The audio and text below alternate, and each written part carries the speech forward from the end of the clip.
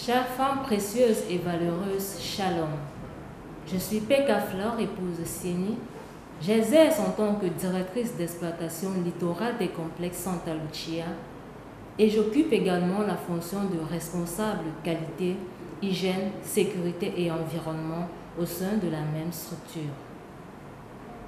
C'est un immense honneur et un privilège inouï de m'adresser à vous en ce moment où notre pays, le Cameroun, se joint au monde entier pour célébrer la 36e édition de la Journée internationale des droits de la femme.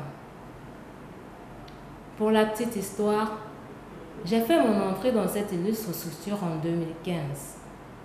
Après un entretien des plus courus devant le président directeur général, je parvins à la même conclusion que dans l'entreprise précédente.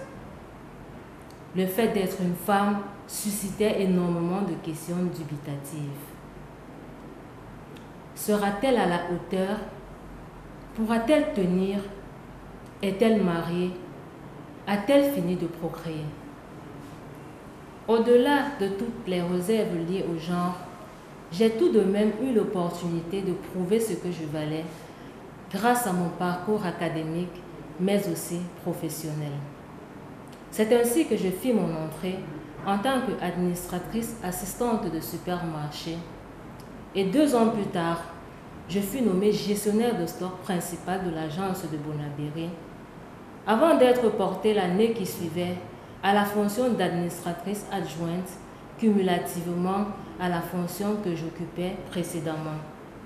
Puis l'année suivante, j'ai été nommée responsable pour la région du littoral.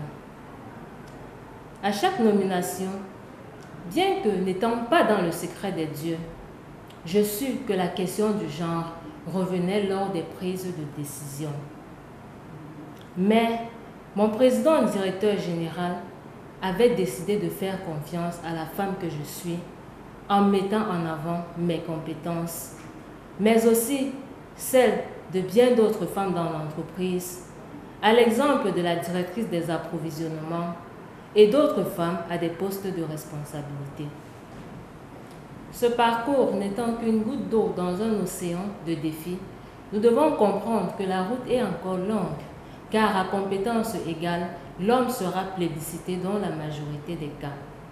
Pourtant, nous avons des atouts tels que l'abnégation au travail, le sens du devoir bien accompli et le fait d'être multitâche qui nous permettent non seulement de pouvoir concilier vie socio-professionnelle et familiale, mais aussi d'avoir une vue panoramique lors de la prise des décisions. Alors, pour avoir une place de choix dans les organisations, nous devons doubler, voire tripler d'ardeur au travail et savoir être intransigeante sur le respect de certaines valeurs, à l'instar de la dignité.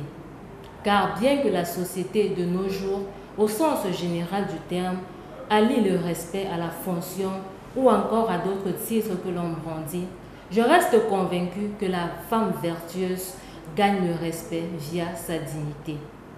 Rien ne vaut cette dignité, ni le travail, ni un poste à responsabilité, et encore moins de l'argent.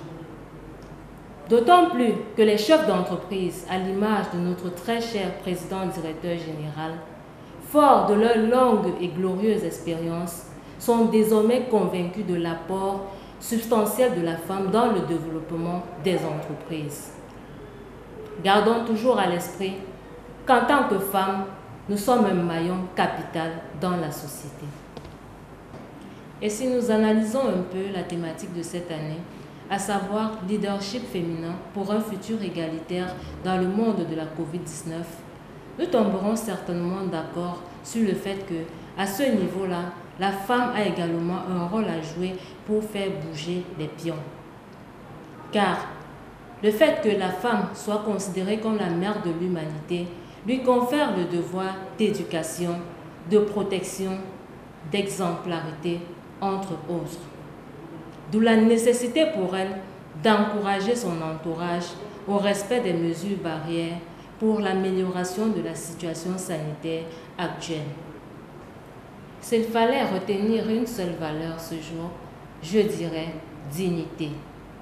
Sur ce, les valeureuses dames du complexe Santa Lucia, au travers de ma modeste personne, vous souhaitent une chaleureuse fête dans la dignité et le respect des mesures barrières.